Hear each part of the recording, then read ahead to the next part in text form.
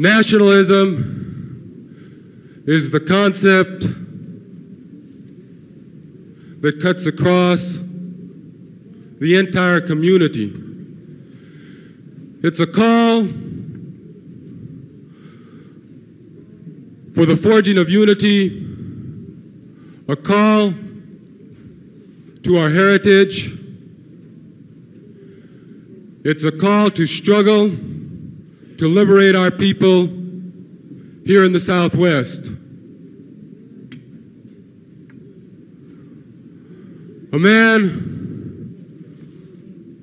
who has been speaking on Chicano nationalism since the beginning of the crusade for justice. A man who is looked up to by all militant organizations in the Southwest.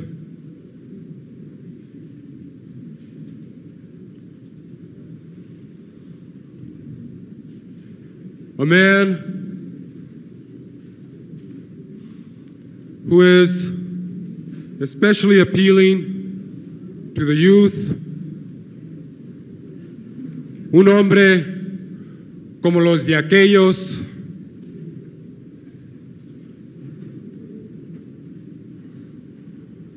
un hombre de coraje y responsabilidad, de orgullo y dignidad.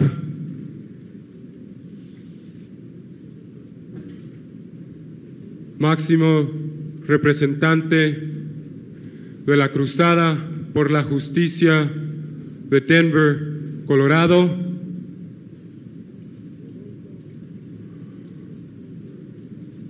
Rodolfo Corky Gonzales.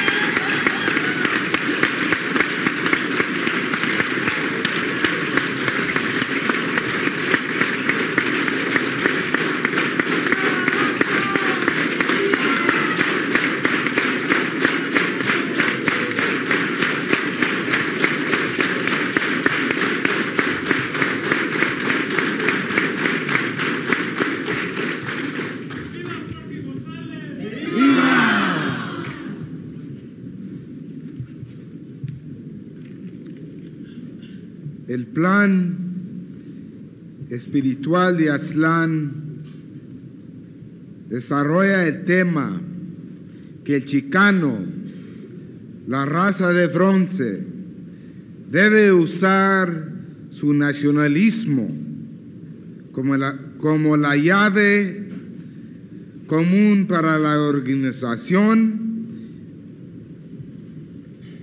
en masa de la gente. Y sido cometido a la idea y filosofía del plan de Aztlan, podemos solamente concluir que la independencia social, económica, cultural y política es el único camino hacia la liberación total de la opresión, explotación y el racismo. Por esto nuestra lucha debe ver por el control de nuestros barrios, nuestros campos, nuestros pueblos, nuestras tierras, nuestra economía, nuestra cultura y nuestra vida política.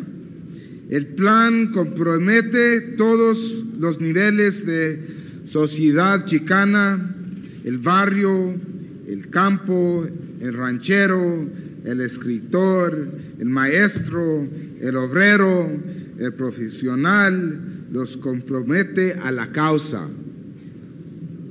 The plan de Aztlan was written first, the spiritual part was written by poets, was written by beautiful people of compassion, written by young men who recognize that liberation comes only when people are brave enough to stand up and call themselves a man or a woman. En el plan After we got through with the conference, the young poets, the young minds got together and come up with El Plan Espiritual de Aztlan. And then we came up with a program to control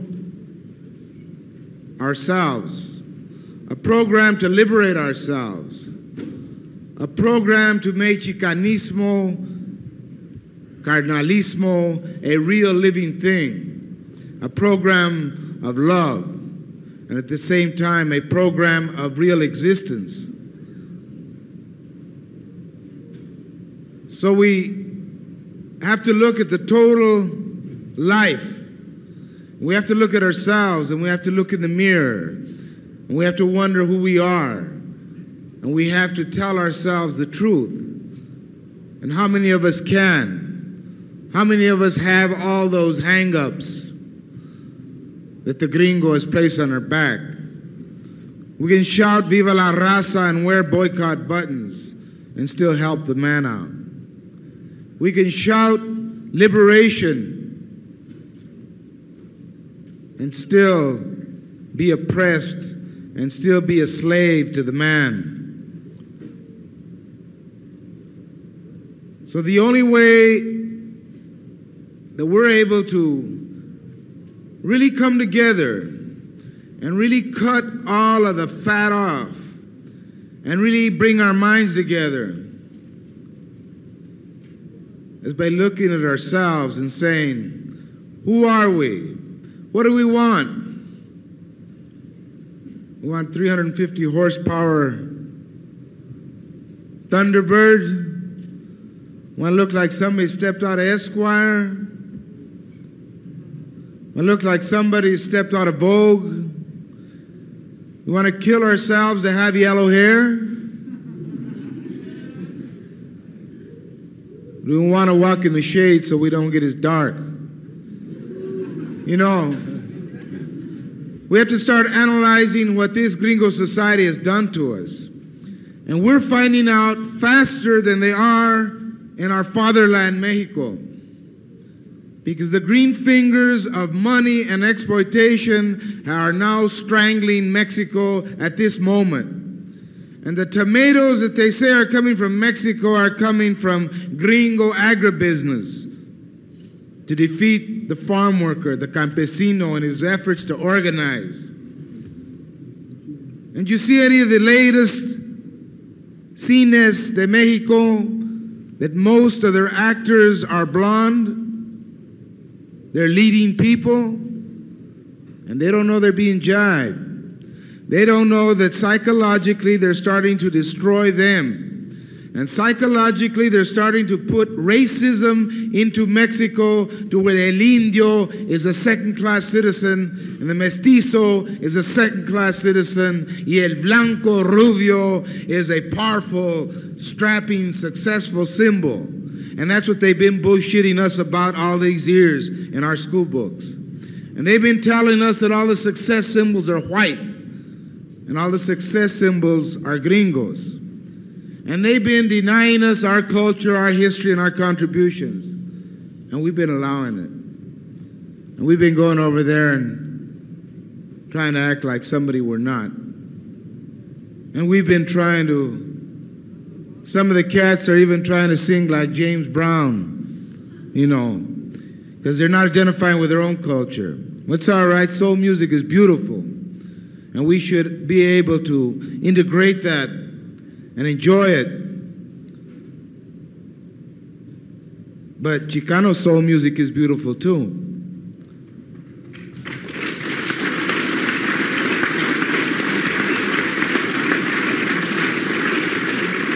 And then we have the other cats that are trying to act like Frank Sinatra and Dean Martin and walking around like Steve McQueen and John Wayne.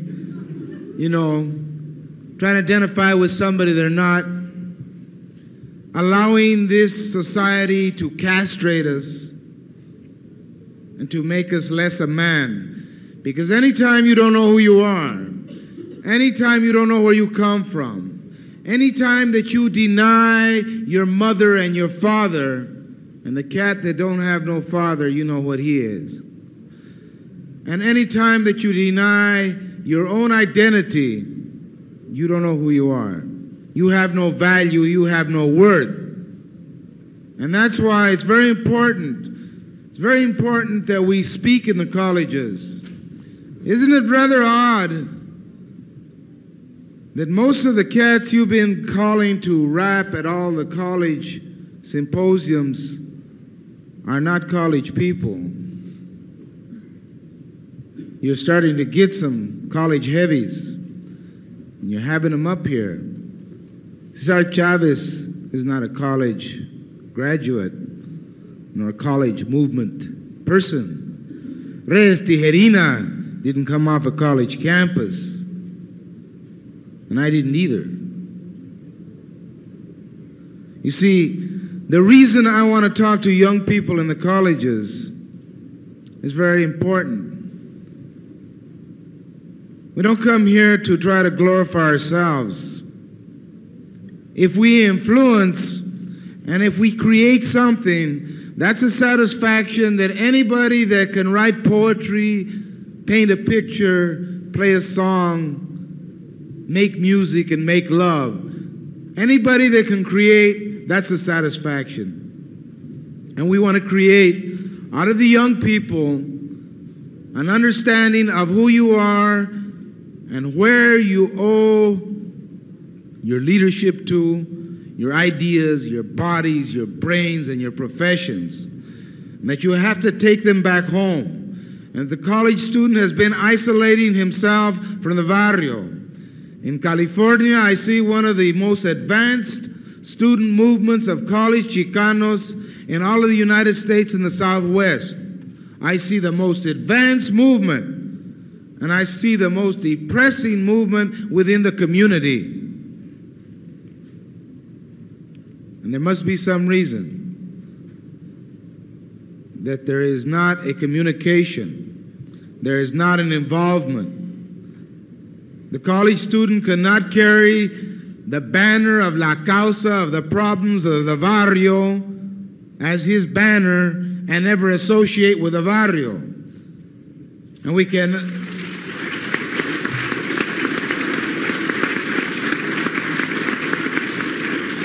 And he cannot intellectualize the farm workers' problems and be proud and happy that he's liberating the campesino by wearing a boycott button. He has to become active in helping, active in organization, acting in making sure that he spreads the message and he preaches and he teaches wherever he goes, and that one man is la causa, one man is the message, and all of us are la raza. And that each one of us start to come together and understand that we're one people, because we're responsible. Forget this stuff they tell you in the schools about the individualist can make it as long as he conforms to society.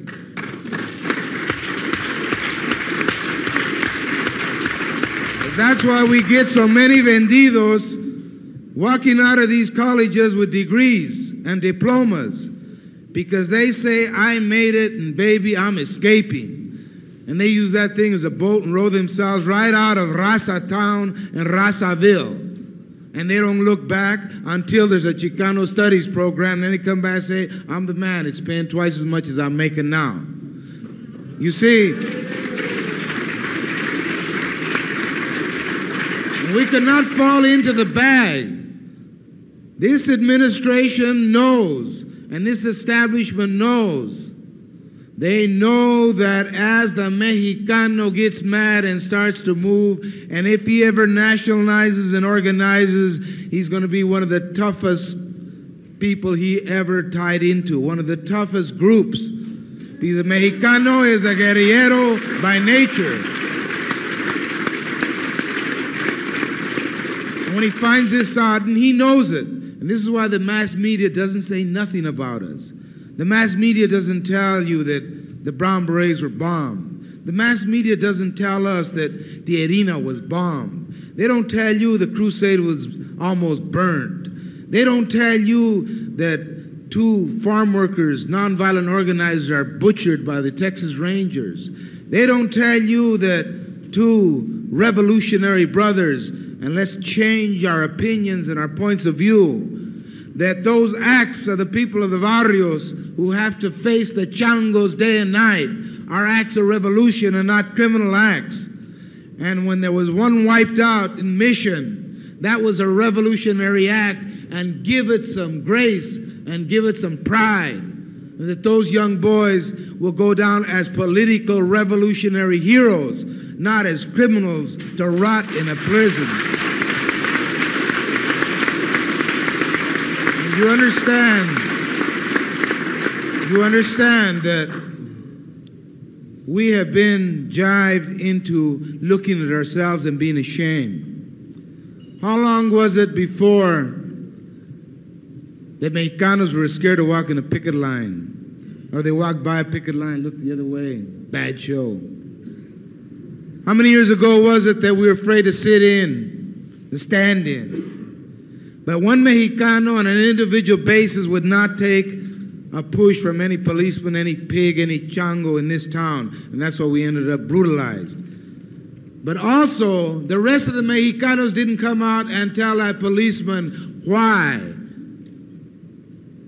And you're going to have to face us all. And that's mass movement. And that hasn't been done. And it's starting to be done. I'm happy to say it happened in Denver, where our kids had a blowout.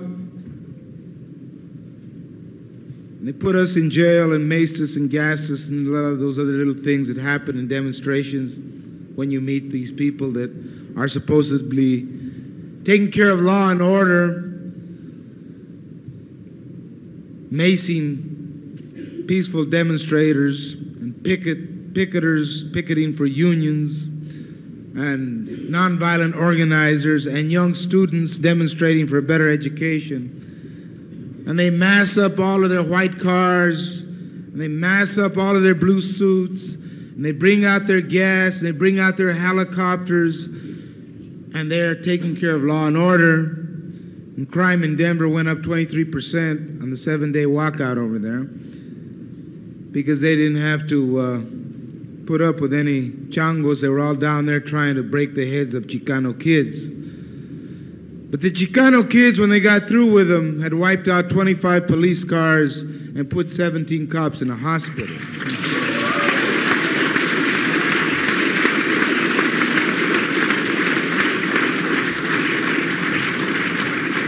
But the one message that we had been trying to get across, and the philosophy we spread of mass movement, mass nationalization, mass thought and philosophy, hadn't come about because we were preaching and preaching and preaching. And the only people that came, we helped, and then we didn't see them anymore.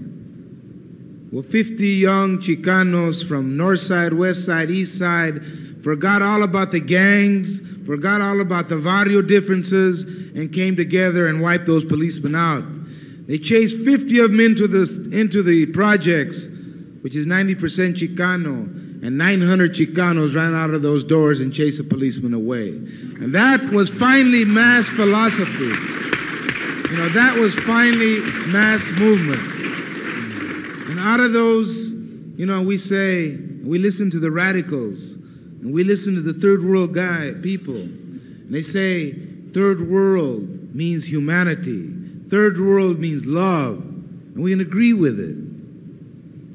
Because the Mexicanos already got all that. He doesn't have to rationalize and intellectualize. He already has it. He already has that warmth and that beauty. He already has that love. You know, so we've been a little too kind. We opened our doors and they come in and took everything. But we have that concept without intellectualizing it. And then the radical cat says, we must pragmatize and plan. And it's true. You have to have plans. You have to have ideas to guide you. You have to have reason. You have to have inspiration. So, but one thing happens. The action gets ahead of all the planning. We were planning to educate all the kids in the parks and the barrios, set up little liberation outposts and defense units all across the city of Denver, because the police have now become an army dealing against what they consider an army. And they are now passing laws to make it against the law for any 3 people to congregate. That's an assembly. If you have the materials for a Molotov cocktail, then that's a violation of an ordinance. So if you have an empty bottle of wine, if you drink wine, I do, in the back of your car and a tank full of gas, then you have the materials and the tools for a Molotov cocktail. So one of our guys said, well, man, the next thing they're going to do, they're going to pass one against rape because we carry the equipment.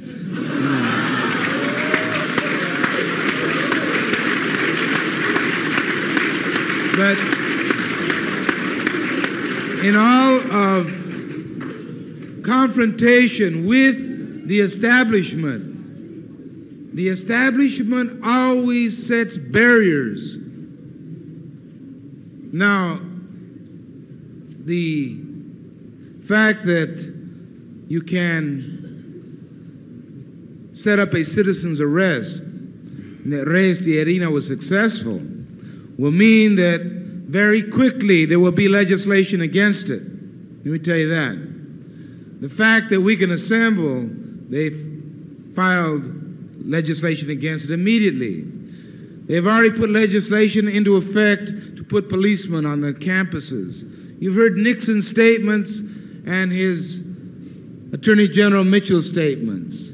You hear the police chief's statements that they will keep law and order, so which means that most college students must be thieves, and committing criminal acts and some of these other things, because that's what they're talking about when they talk about law and order. And they're going to put policemen, they're going to put changos into the universities and the schools. They're going to force the school system to become penal institutions. In Denver, when the West High kids walked out, they locked all the Chicano kids in all the other schools. But some of them jumped out the windows. They put policemen at the doors. But kids from 16 and 18 schools walked out to support that one Chicano movement. And that nationalized us. And the police come down on us and beat our heads and maced us. And that organized us. It polarized us. And we came together. And it made a big difference. And we didn't have to preach about racism. We didn't have to go around saying, the honky thinks that you're a speck. The honky proves it by showing you Frito Bandidos. The honky shows you by telling you about your history, which means that you were a greasy Mexican that the Texas Rangers shot down and ran down. They keep telling you this. And the guy says, nah, I don't have no inferiority complex, man. There ain't nothing wrong with me. He says, I've got it made. I make $260 an hour. I'm a roofer. And I believe in the war in Vietnam because I was in the service. Then you ask him, why'd you go to the service? He says, well, I couldn't get a job. Oh, yeah? He says, why didn't you finish school? He says, well, I didn't like it. They didn't like me. So I quit to get a job. You couldn't get a job. You couldn't make it. You couldn't finish your education. But you could pass a test to go to the service. You're really brilliant. You really made it. And they institutionalized him. And he became part of the armed forces. Then he comes back, and he's making $260 an hour, and he thinks he's free. But he can't go to any other joint except a Chicano joint. And he looks at me and he says, and don't call me brown either. He says, I'm a white man. And I told him, man, I says, you're blacker than I am, and you want to be a white man. And Cassius Clay's whiter than I am, and he's a black man. Now, we better, get an understanding about what we are. So we start talking culture, history. We start discussing who we are. And we start understanding that when we really look into our history, we start finding all the beautiful things about us. Maybe everything wasn't beautiful. Maybe everybody wasn't good. Part of us is the Español, el gauchupín. Part of us are the Huertas, and part of us are the Cortés, and part of us is Cuauhtémoc. Part of us is all parts, and we're all, what I wrote in my poem, we're all Joaquin. And we make up La Raza. And we have started to nationalize ourselves and to stop fooling ourselves. That the gringo is not going to give you open doors unless he can control you and push buttons on you. And you better understand that. You better understand that when you sit in and demonstrate for more Chicano students in here, they're going to give them to you, so go ahead and do it. But don't let those Chicano students become some of those brainwashed holders of BAs and MAs. Make them Chicanos. When they come out of here, they know what they're supposed to do and they know their job. And their job is this, that in the barrios controls. School boards who live in the country club area control the educational system and the administration, the personnel, and the counselors, and the nurses, and everybody else out of the school system in the barrio. We say it belongs to the barrio, and it's going to stay there. And it's going to be taken over if it has to be taken over by force, because you have that right. And people say, that's not a good thing to say, man. You know, those new laws are passing. But you see, I read a lot. I just take those little things that I like. And, you know, good thing Abraham Lincoln isn't alive today. He'd be doing time for causing riots and civil disorder. You know, because he said that the institutions are made to serve the people. And if they don't serve the people, then the people have the right to revolution and to destroy those institutions.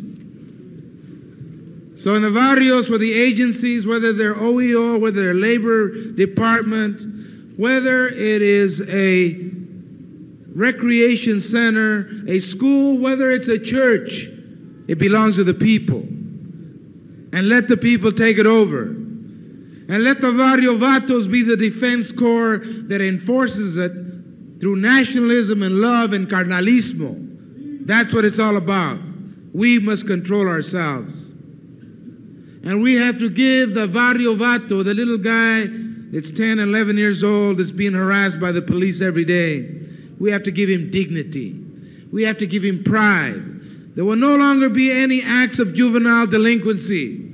There's going to be only acts of revolutionary acts. And that's going to be the difference. Our kids aren't going to fill those reform schools with Mexicanos for truancy and for violation of curfew or sniffing glue or stealing hubcaps. Give him a cause. Give him his people. Give him the love and give him the dignity to understand that he protects his own. And then you have a man, and then you have women, and then you have something solid, and then you understand, for those of you who aren't too physically inclined to go out in the alley and do it, El Vato is, and he's on that front line. In New Mexico, they have los comancheros in the campos, and they're the frontline defense of the people who are being double-talked and pushed away at the welfare offices, are being pushed around in the district courts, are being shoved around with their taxes, and they become the front line. In Denver, it's Los Gallos de la Cruzada. And policemen know there that they do not disrespect us because we do not preach violence. And we don't preach nonviolence. We preach self-defense. And self-defense means that when a chango comes to get rid of you, he has a 50% chance of getting rid of. And that's why you know that when there's a bank robbery, policemen always get there 20 minutes too late. Because a bank robber is a professional, he knows what he's going to do. And he's going all the way. And he knows how to use that piece. So policemen usually get there just a little too late. And that's where respect starts to develop. So that when we start to control our barrios and the agencies, and people go around saying, yeah, but you know, you feel bad, you're on welfare, second-class citizen, because all the majority society says you are. No, give some new pride to our people on welfare. That is not a handout, that's reimbursement and restitution for all the sweat and blood we've given this society.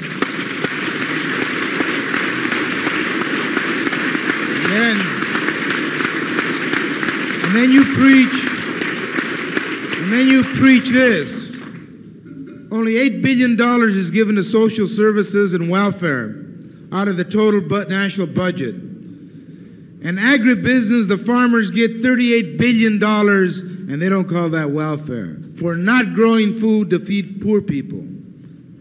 Senator Eastman in Mississippi gets $157,000 not to plant cotton in the poorest county in Mississippi, where people are starving, barely getting $60 a month for welfare with 5 and 6 and 8 kids. And that's not welfare.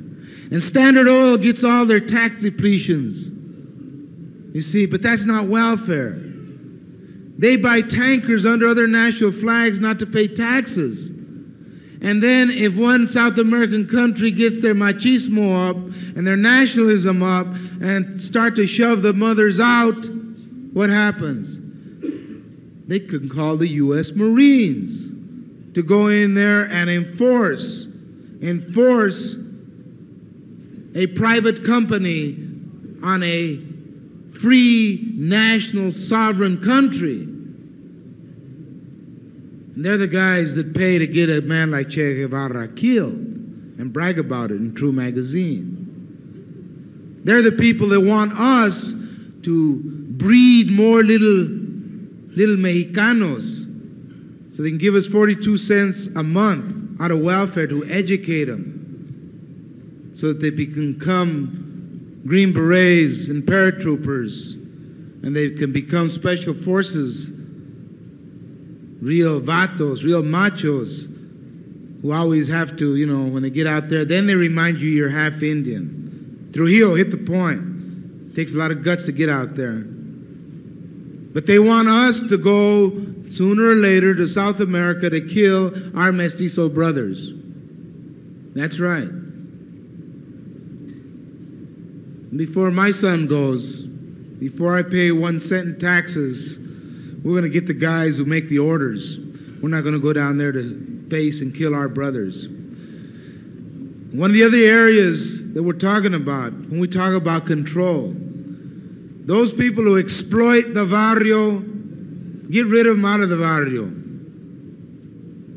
And if they're Chicanos that are exploiting, then make them understand that they're not going to exploit anymore. They're going to become nationalistic or else. And that's what it's going to be.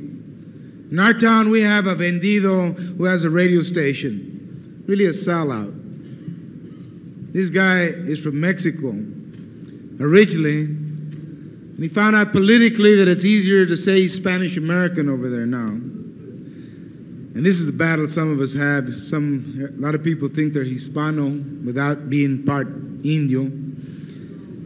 And he has a radio station, and when we want an announcement to the people, we send our own radio announcer down to let him know that we're going to have an announcement about a rally or a demonstration.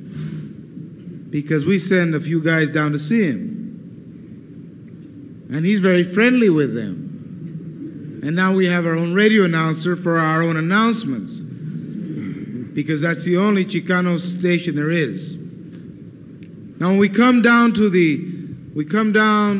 other things that we're involved with in El Plan, that we must have economic control, that we have to start understanding that we aren't the enemy, that barrio gangs have to understand that they're all Chicanos and who the enemy is, and you teach him who the enemy is. You teach him who the exploiter is. You teach him what the educational system is. When he starts learning that, he starts looking over there across the street instead of looking next door at the guy next door who looked at his chick and he wants to meet him down the street and they're going to kill each other. No, we have to start breaking that down. And the only way this happens is by creating action. And the action comes from learning something. So, El Plan de Aztlan becomes a name. It's our territory. It's our liberation. We want it seen everywhere. Write it in the heads. Put it on the underpasses. We're going to put it on trees. We're going to stick it on the bars. We're going to nail it on the courthouse doors. We're going to put it on the Forest Service. We're going to put it on churches. And if a little kid wants burritos instead of peanut butter and jelly and a Head Start program, he's going to take El Plan de Aztlan to get it with. And it's going to become the one thing that we can start to mobilize around. It's the one thing that we can start to think about. But what about action? Because you see, we plan things, and the action gets ahead of us.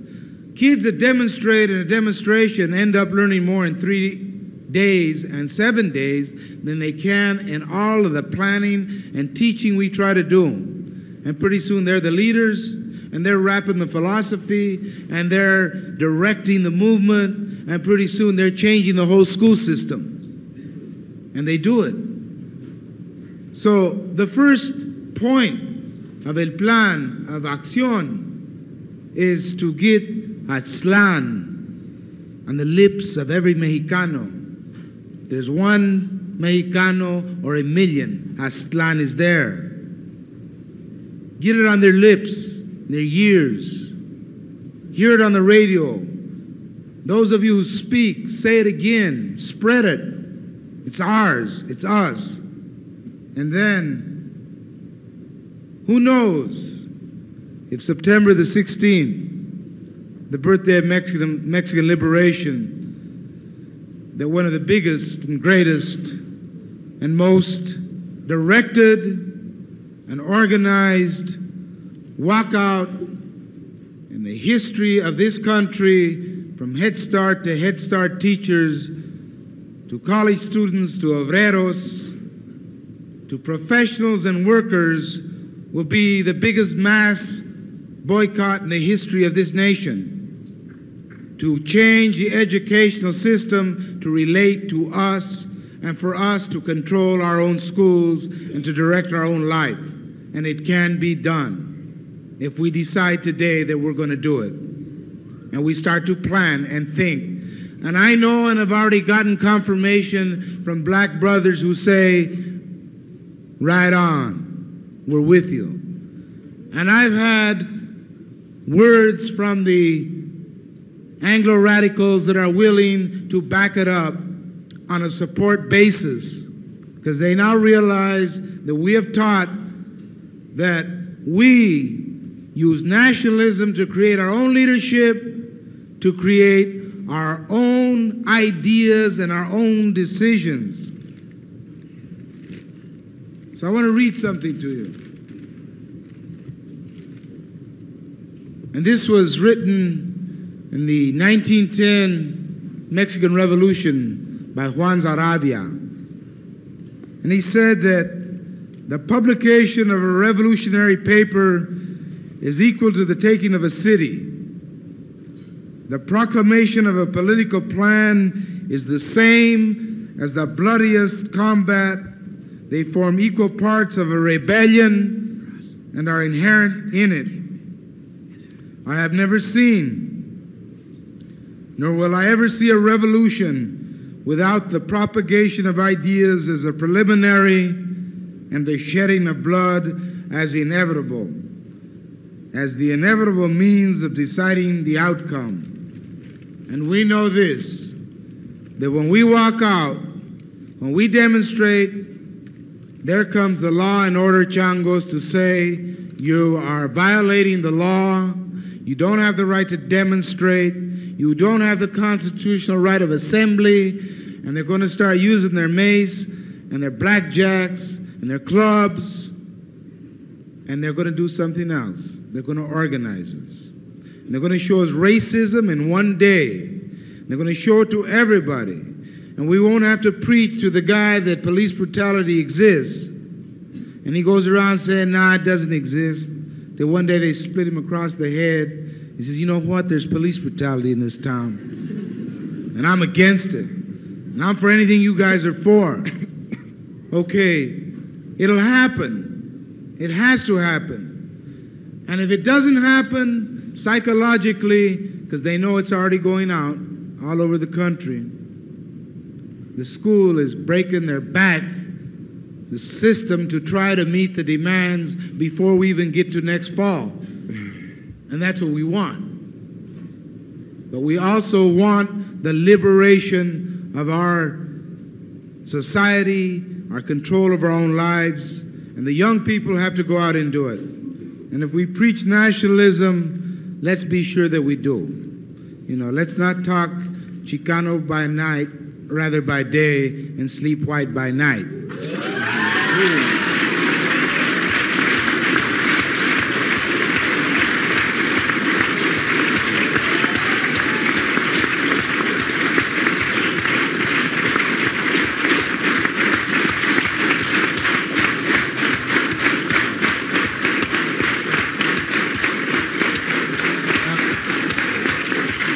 I want to add one other thing that's very important. In the past, we've had civil rights leaders and civil rights movements. We've had people boycotting things. We've had people striking for better unions and more money. We've had people demonstrating to schools. And while the adults, the men, were out there, they left their women home,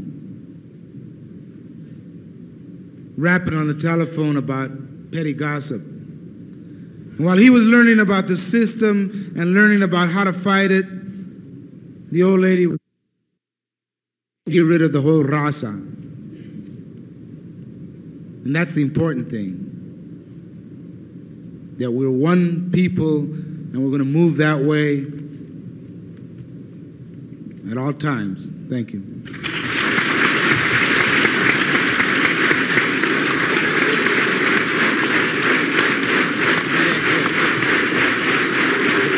Viva Corky Gonzales!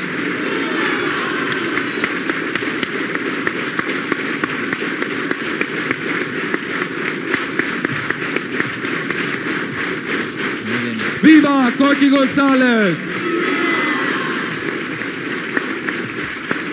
Viva la cruzada!